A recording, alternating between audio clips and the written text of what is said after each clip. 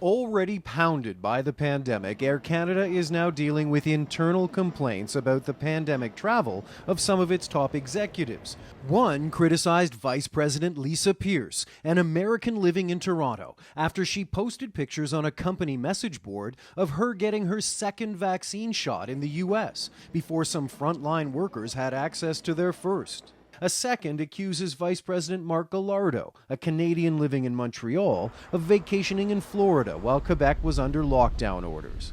Pandemic-related travel by another senior Air Canada executive is also raising concern within the organization. Senior Vice President Mark Nasser traveled to Dubai last December and flew to Florida on business this past April, where he too was vaccinated. None of this, of course, was illegal, but it was contrary to government pleas to stay home. CBC News has also obtained part of a recording of a virtual staff meeting, during which Nasser said he had used rapid testing kits to screen dinner guests. We were able to secure a box of at-home tests 6 weeks ago, and we've used it for dinner parties. Provincial guidelines at the time did not allow visits to other households.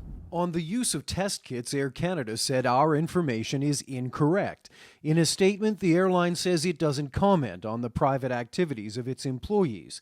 It points out anyone in Canada can travel outside the country and says it has been very consistent in its position since the pandemic began that with appropriate precautions and by applying science-based measures, travel is safe.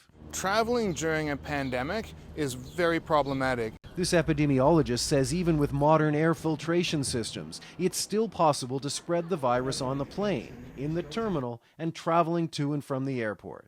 The concept of going to the United States to get vaccinated doesn't really trouble me.